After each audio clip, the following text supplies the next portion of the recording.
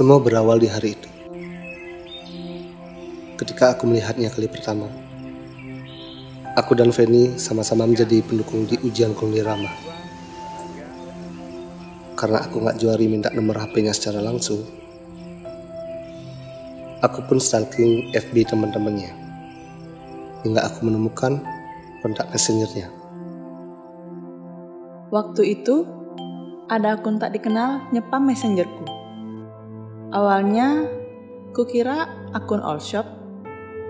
Ternyata itu Gonggiri. Entah bagaimana dia tahu kontak messengerku. Padahal, dia tak pernah menanyakannya. Mungkinkah kami dipertemukan algoritma cinta? Waktu berjalan, kami pun jalan. Entah kemana,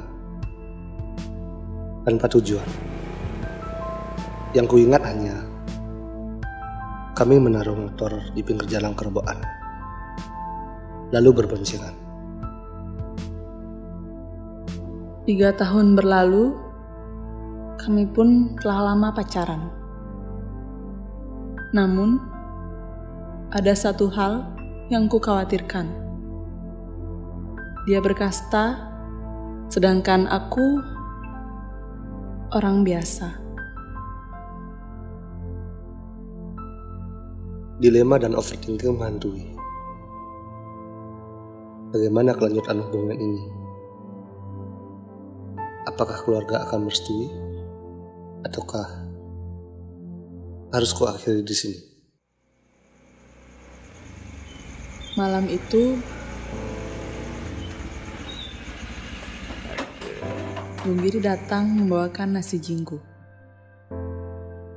Setelah memberikan sesuap nasi, dia pun berkata, "Ini mungkin suapan terakhirku kepadamu, karena aku khawatir jika keluargaku tidak merestui hubungan kita karena kasta."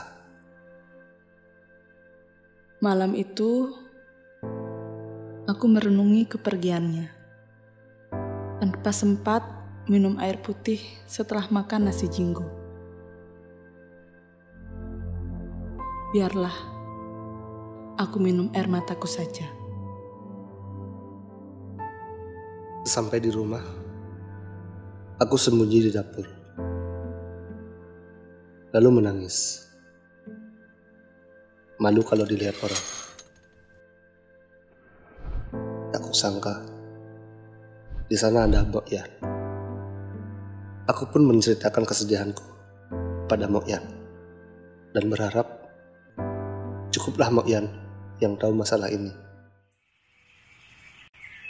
Keesokan harinya, Mbok Yan menceritakan curhatku kepada orang tuaku. Tak seperti dugaanku.